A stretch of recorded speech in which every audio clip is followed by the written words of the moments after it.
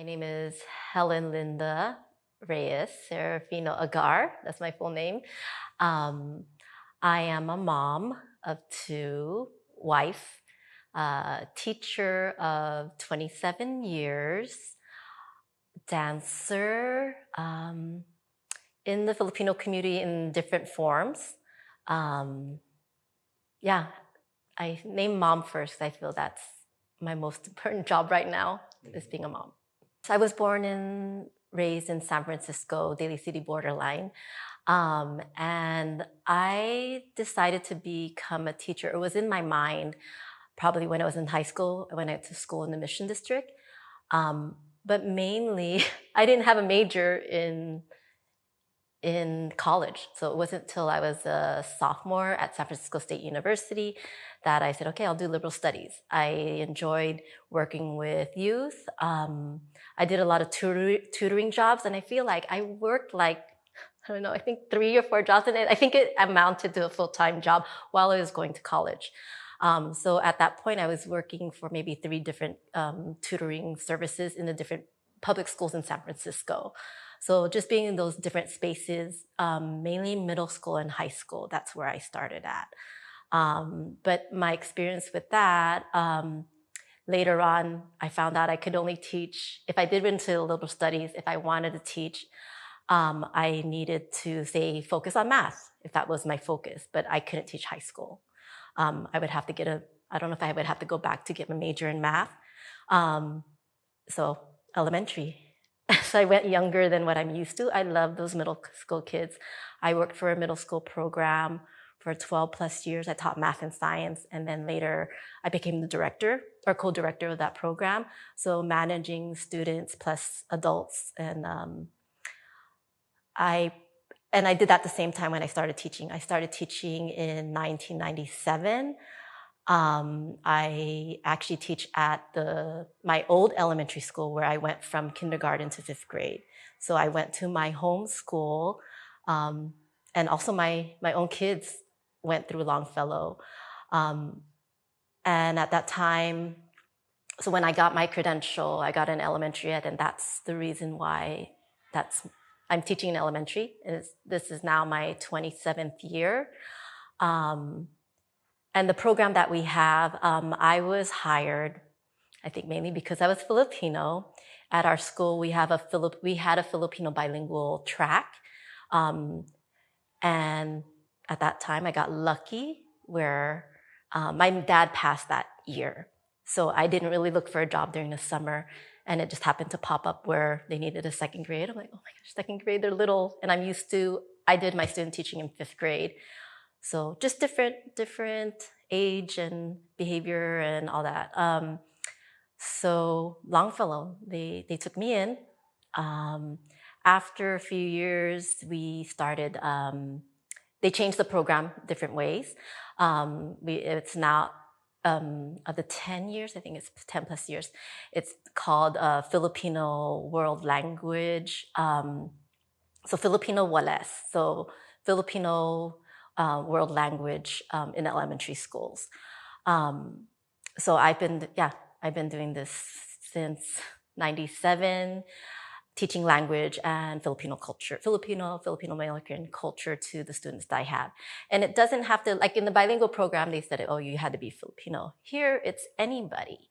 So I feel with this program, with the Filipino Wales, if families want them to learn some kind of ethnic studies, maybe not their culture, they're welcome to come in. And I do like when the kids come in and they're not like, I have a Samoan kid right now. And, when we go through the program, they're learning some of the language. So they're speaking a little bit of the Tagalog and, they have their own home language of if it's Samoan or Spanish or whatever. But also learning. I feel like what I teach with elementary kids are, at first there was a curriculum that they gave us that I had to search for. It wasn't really provided until recently. The program, I had to make things up and, scrambling or just trying to make it fit or, we do calendar in the morning, like, oh, the days of the week, yesterday was, or today is, and tomorrow is. So I had to make all of those and making my own posters and getting a lot of the curriculum. It was a lot Philippine based. So it wasn't really Filipino American as much as I really wanted it, because these kids are Filipino American going through the program, or other kids of other cultures, but they're through our American, something American, right? Blank American. So I found later on, there's more books that come out that are Filipino American, or the experience, even immigrants' experiences. So I incorporated it in. But what I taught in the school, in my classroom, was stuff I learned at San Francisco State, Asian American Studies, Ethnic Studies, my college classes that I'm teaching to my second graders, my 7 and 8-year-olds, and teaching it at their level. So we did babayin, even they were in second grade, or just other things of the Filipino American experience. And that's what I brought forth, because it wasn't really in the curriculum that when I first started 27 years ago, wasn't there. So it's building what you're comfortable with, and also what I learned. So I got that from, I'm a product of ethnic studies at San Francisco State, where it's, when I went through state, it wasn't because, there's ethnic studies. It was because I wanted to be close to home, or my mom wouldn't let me or my mom and dad wouldn't let me leave the house. And it was right there. And although I applied to different colleges, UCs and other state, I think I knew in my head that I would be going to San Francisco State. But it's a blessing that what I got there was wow, I'm really discovering myself as a Filipino American, where I felt like, even as growing up in the community, I don't feel like I was proud of myself being Filipino. And I feel like that I want to do that for these kids who are coming up, be proud of themselves of who they are. Either it's Filipino American, I have one who's Armenian Filipino, or just whatever they are, so proud of their and find the commonalities, or they're only 7 years, but with commonalities of our experiences as people here. I feel like, sometimes they say, why did you be a principal? I'm like, I don't know if I can manage adults anymore. And I did that during my middle school program, that middle school summer program. I want to be in touch with the kids firsthand. And they said, why don't you just be a teacher on special assignment, where you go to different schools? Like they said, be a dance teacher. I'm like, I don't know. I feel like I did my career. This is my thing. I'm going to be a teacher for life in the classroom, even if it gets harder. The Filipino Wales program was started 2000, I don't want to give a date, 2011. Our principal brought it up because there's a Japanese program through Clarendon where she used to be a principal, and she said, why don't we do it this way? And invited also Bessie to do the program together so we could build curriculum.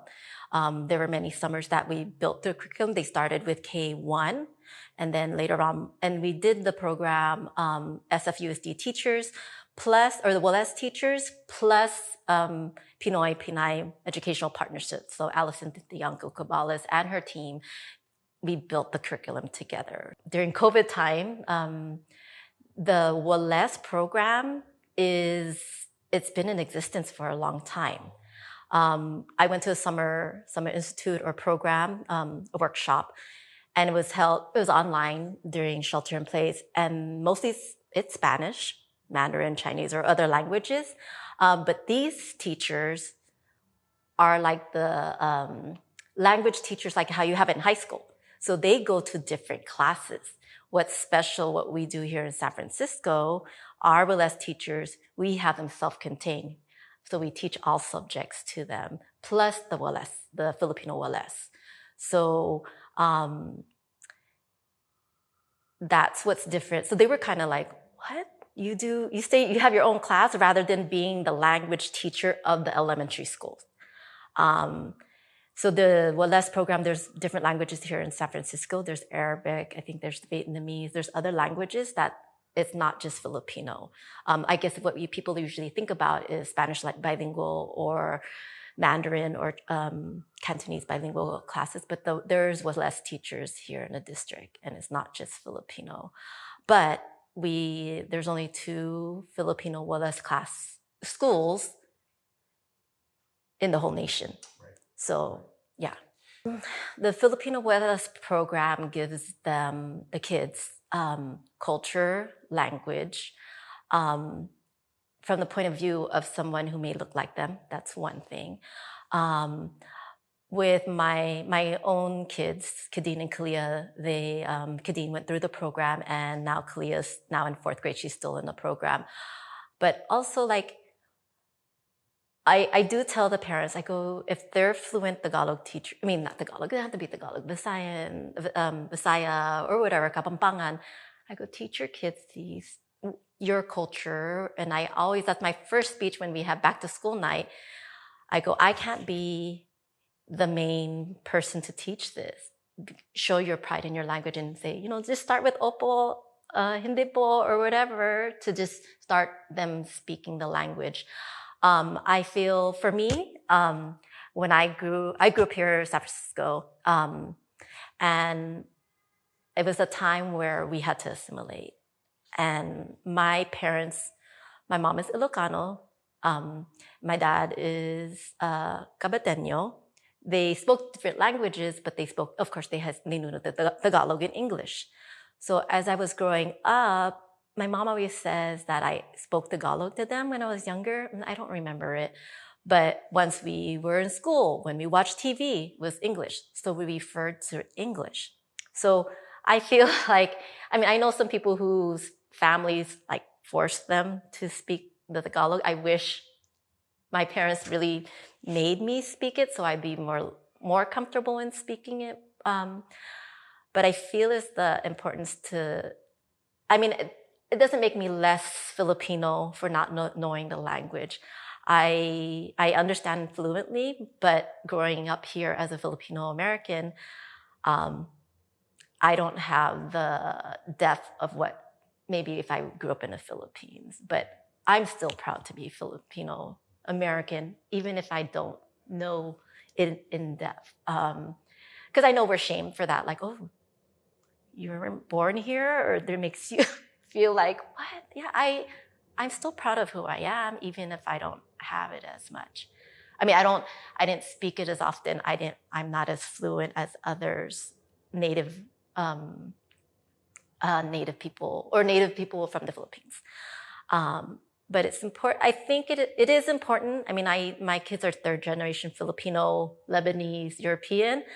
For them to have a connection to their culture through language, but also I don't know if it has to be always language, also the culture that I give them.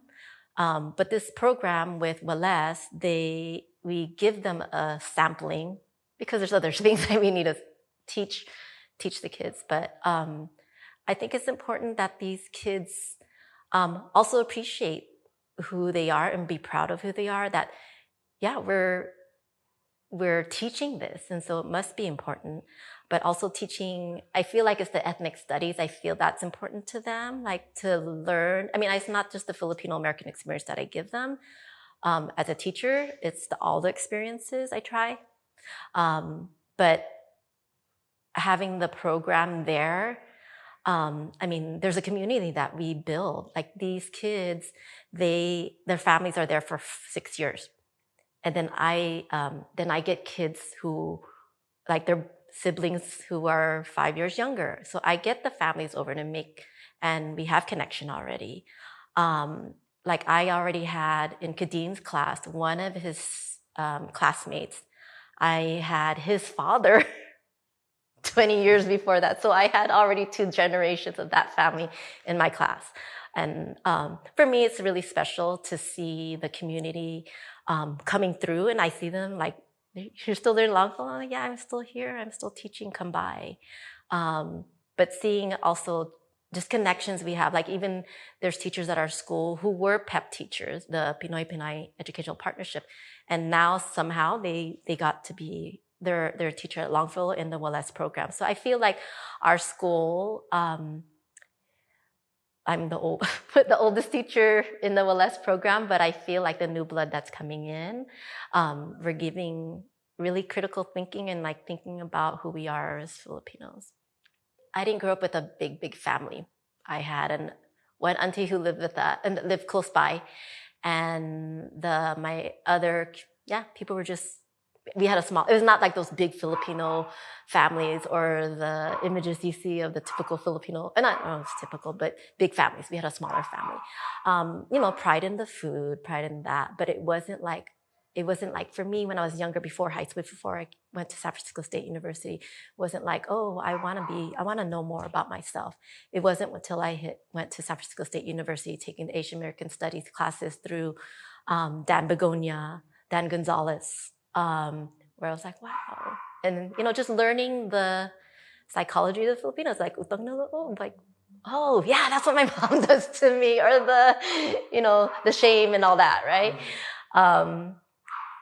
Going through ethnic studies at San Francisco State, it's like, oh, there's, it's that enlightenment, I feel. I was also part of PACE, Filipino American Collegiate Endeavor, so I was involved there.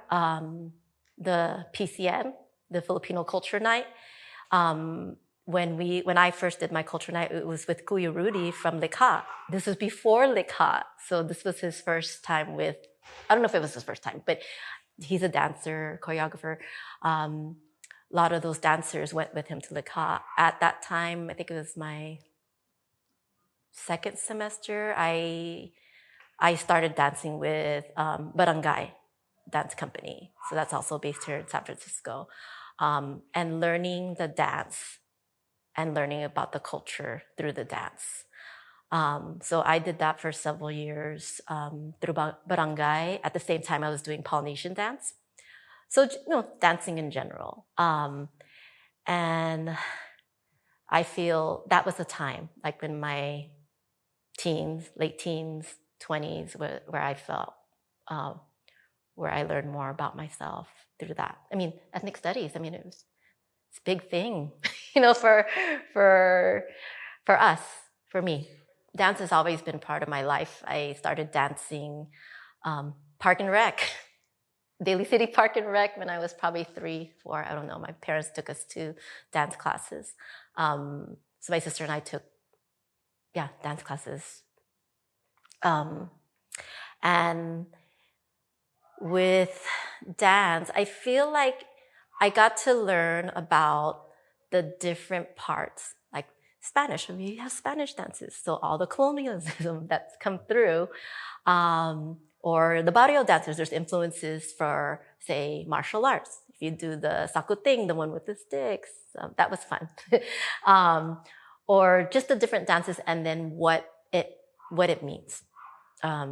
Or learning like this is a folklore, if it was, say, Singkil. But learning, and then this is, I also dance with, right now I'm dancing with Parangal. But learning, and this is something that we're doing with Parangal, is the learning and unlearning of, from the community there in the Philippines. Eric Solano, our director, goes directly there to learn from the folks there, and bringing it back and always asking, is this right? Is this right?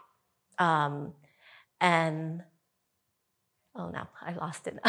But the dancing, even now as an elder dancer, I'm still learning about who I am as a Filipino, even if I'm not Mara now. I'm still learning about these different cultures. But when they say Ilocano, I'm like, yeah, I'm Ilocano. That sparks my interest. Or this is a dance from Cavite. I'm like, oh, that's my dad's family. Or that's my dad's, that's my heritage. Or that's my people there. And yeah, just learning about all the various cultures of the Philippines that's embodied, like in my body, like my movement, it's part of me. So Sama Sama is ecology, social justice-based program in the East Bay, founded by mamas. I wasn't a founding mama, but I'm proud to know a lot of the mamas and know them well now. My kids started, Kadeem started when he was in incoming second grade. And I feel, we're lucky here in the Bay Area that we have some outlets where we could bring our kids, or there's stuff that we could find. Although I have to, I wanted Kadeem to be in Sama Sama to, he does go to the Filipino Wellness program he did go to the Filipino Wellness program at Longfellow, but I'm trying to bombard them with everything. And Sama Sama, it's like a small program where there's, I don't know, maybe 12 or less kids in each pod. Say we have 3 pods by age group. And these teachers are excited in teaching them all different aspects of Filipino-ness and so forth. I do the commute for 4 weeks to go to the East Bay. They give something different from, or similar to what we could give at Welles.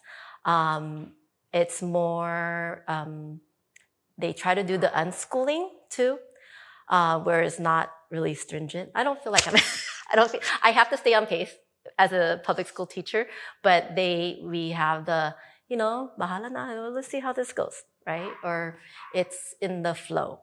But I think it's important there with Sama Sama is that we have a community. It's these parents who build this program. So first it was the founding mamas, and then when we get accepted into the Sama Sama, it's a co-op. So it's not just drop your kids off. You're involved in the program too. It's nice that we get to make good friends from there.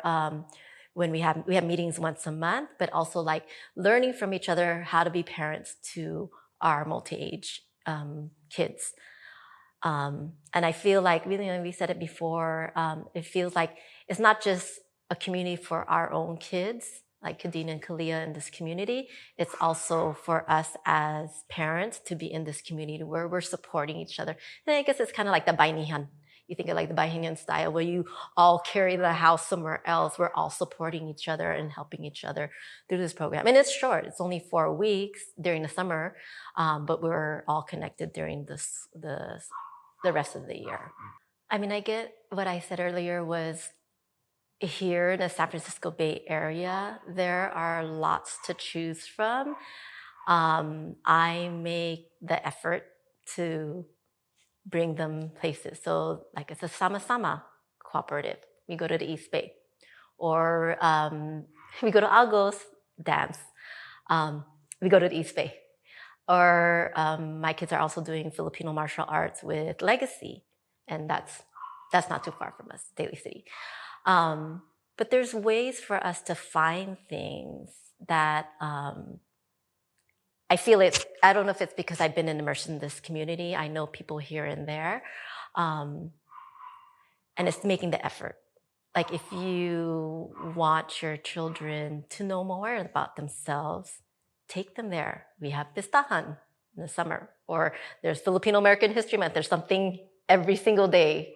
I think they could seek it out. But there's resources, or if you need more resources, you could come to me, to ask where could I bring my kids? And I don't feel it's hard here in San Francisco. There's so much. I don't go to everything anymore, but we have lots of people. We have lots of resources here in the South of the Market. I think this is our hub. This is where it is. There's other people, there's other places everywhere. If you really look, it's there. I know some people I met that they're in the peninsula, and they're like, oh, I want this for them. You got to make a little extra 20-minute ride to be here, to come here. So just giving, I think it's just giving the little bits and then see what the kids are interested. But I mean, with my kids, it's, I like your word, being immersed in our community here. But they also, when they grew up, and they grew up with Parangal. Like I took them with me to my dance rehearsals. So there's pictures of them, they're there on the side, but they're there maybe taking it in also. But they know the community. They know my co-dancers. It's the family they grew up with, my community, my dance community. But even like you think of a sama-sama, we grew up together. I mean, we're growing up from when Kadeen was 2nd grade, and now he's 5th grade. He's 7th grade. So 5 years of growing as parents together. But I think in order to get our kids proud of who they are, I think you have to seek out. But there's so much here. My inspiration would be my kids, to live a good life. We don't have much time here, but to make it the fullest. I mean, I do sometimes feel like I do crazy, being a mom, going here and there, but I could do it. It's hard sometimes, but my kids are my life.